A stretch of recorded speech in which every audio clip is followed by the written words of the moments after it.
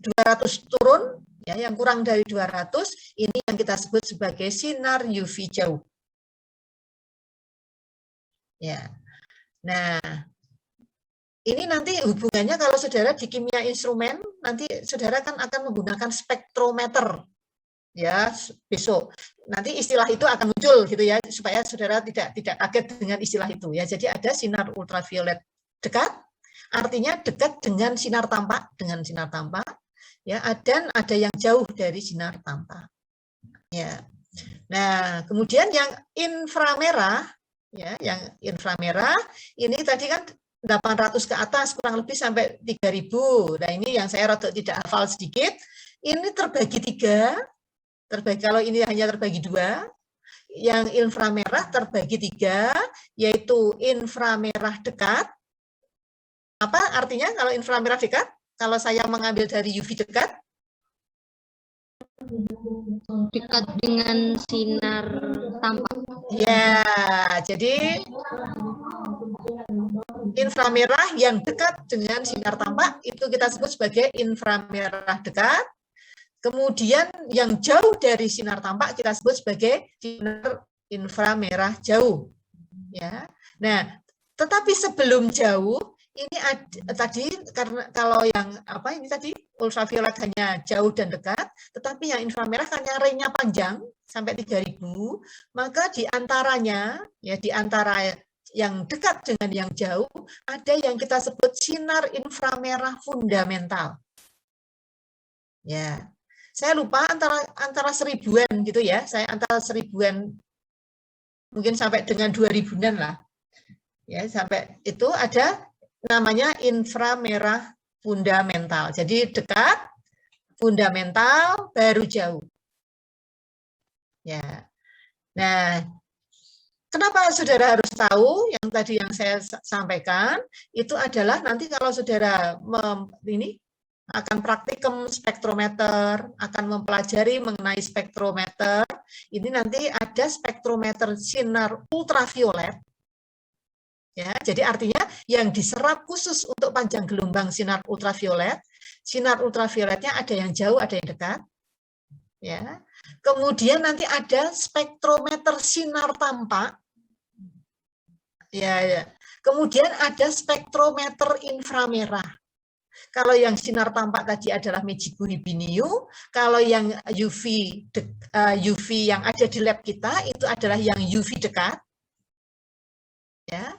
Kemudian kalau yang inframerah, panjang gelombang yang diserapnya adalah pada IR fundamental.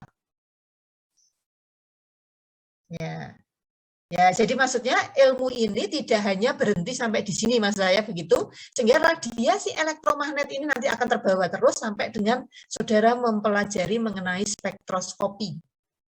Ya, jadi nanti ada spektroskopi UV, ada spektroskopi tampak itu visible, ya, ada spektroskopi inframerah. Ya. Masih ada lagi yang lain, ini hanya saya batasi saja karena kita baru ngomongkan 3 ini. Ya, jadi nanti ada bermacam-macam spektroskopi. Ya, jadi ini yang kita pelajari ya. Ini ada semua di lab kita.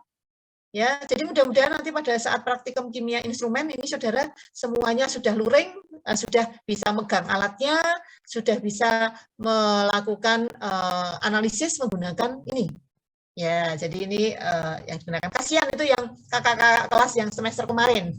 Ya, yang semester kemarin kan sama dua semester itu kan sama sekali tidak boleh ke lab ya, sehingga hanya cerita saja, hanya cerita lewat lab virtual, mungkin hanya lewat video-video begitu ya akan tampak. Tapi mudah-mudahan saudara 2-3 tahun ke depan kan sudah kembali normal gitu ya, saudara sudah bisa menggunakan ini. Nah, ini dasar ini ya.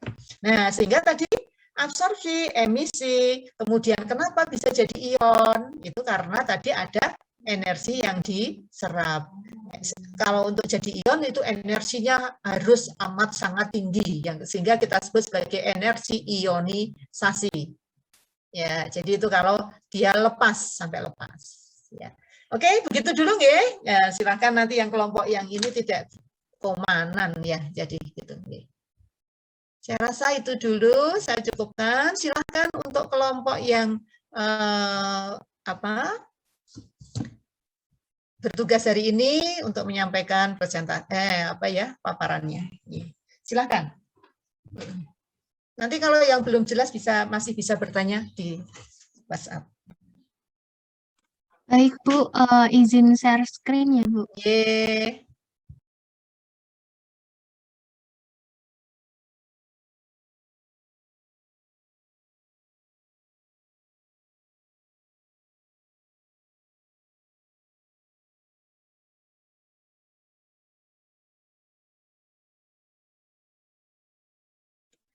Sebelumnya apakah sudah terlihat share screen-nya? Ya, sudah Nabila, sudah.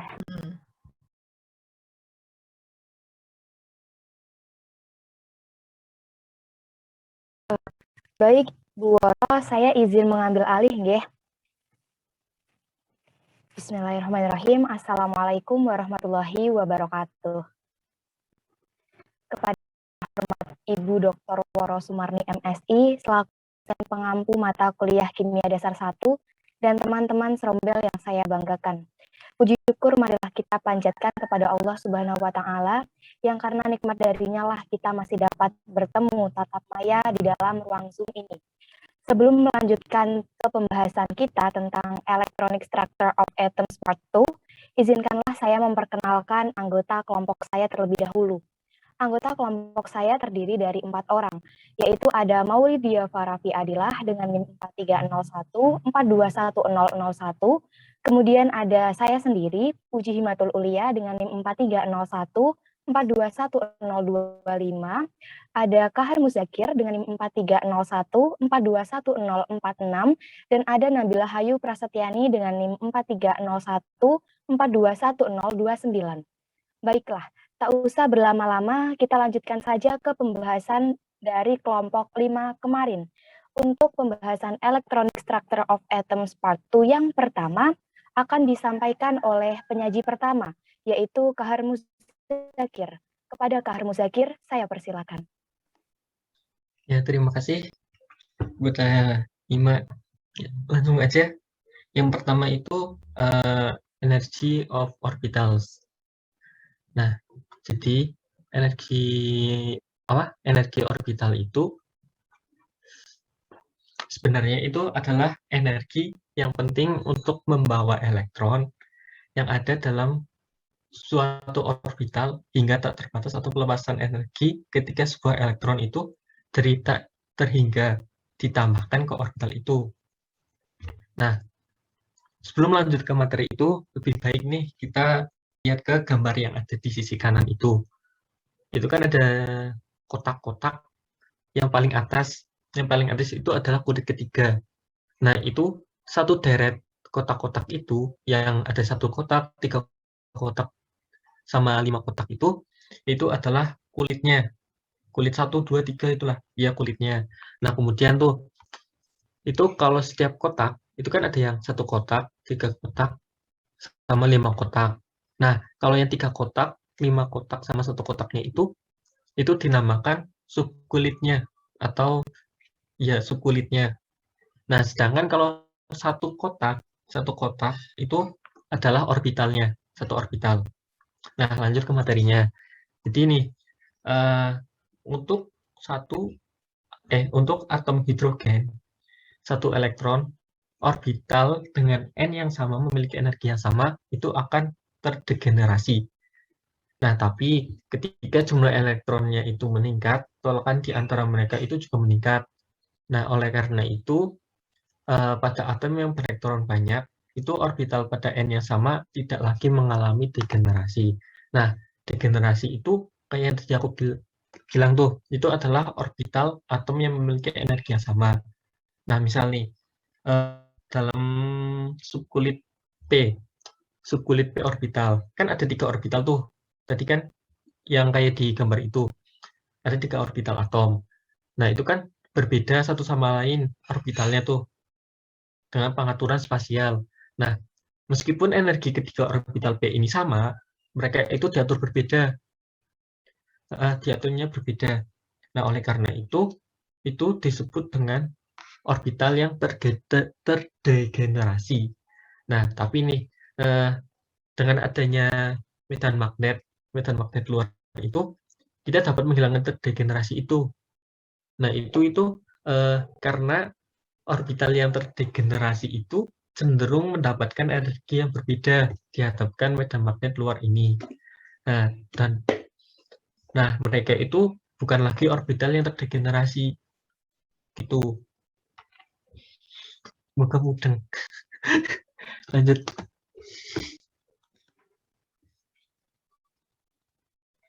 Nah, kemudian nih, ini ada fragile probability function. Nah, ini itu probability ini untuk menemukan elektron sebagai fungsi jarak dari nukleus atau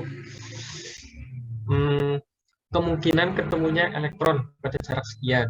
Nah, itu saat n bertambah, itu jarak yang paling mungkin itu untuk menemukan elektron itu juga meningkat. Nih, kayak nah itu. Perhatikan nih, ada diagram yang kiri bawah. Itu kan ada 3. 1S, sedangkan yang kanan atas sama kanan bawah itu ada 2S dan 3S. Nah, ini yang pertama itu 1S. 1S kan, ini kan ada 0,5 angstrom.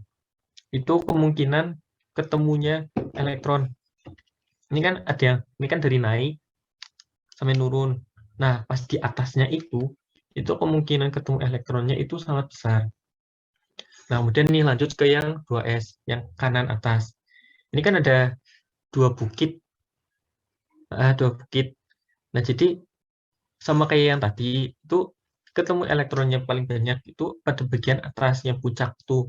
Nah, ini kan ada yang satu kan ada yang turun banget. Nah, itu tulisannya. Nah, itu kemungkinan ketemu elektronnya di situ itu 0. Kayak simpul gitu loh. Iya namanya simpul. Maksudnya kayak pembatas gitu kalau nggak salah. Kalau sepemahamanku itu kayak pembatas dari satu kulit dan kulit yang lain. Nah, kemudian nih yang 3. Nah, 3 juga sama kayak yang atas. Ini ada 2 simpul. Berarti yang di 1 sama yang hampir mendekati 4 itu. Nah, itu kemungkinan ketemu elektronnya itu 0. Nah, mengenai simpul ini, itu bisa ditentukan sama rumus N-1 min L atau azimut. Sebagai contoh nih, ini kan ada 1S. Berarti kan kulit pertama. Berarti N-nya itu 1. Nah, kalau dimasukin 1 min 1 dikurangi 0. 0 kan subkulit kan azimutnya 0 tuh. Jadi kan 1 min 1, 0. Nanti kan hasilnya 0. Itu nanti nggak ada simpulnya. Tapi kalau yang 2S sama 3S, sebagai contoh nih yang 3S. 3S kan kulit ketiga. Jadi kan 3 dikurangi 1, kurangi 0. Nanti ketemu 2 simpul. Gitu. Nanti kalau yang subkulit yang lain, misal subkulit P. Subkulit P kan nilai azimutnya kan 1. Nah, misal kalau di kulit ketiga, di 3 min 1, min 1. Nanti ketemu simpulnya itu 1. Gitu. Lanjut. Nah, kemudian nih, ini ada orbital S. Nah, orbital S itu nilai azimutnya itu 0. Kayak yang kemarin, kelompok kemarin itu menjelaskan kalau nggak salah, itu pakai yang N-1 dari kulit. N-1 itu nilai S orbitalnya itu 0. Nah, karena nilai azimutnya 0, maka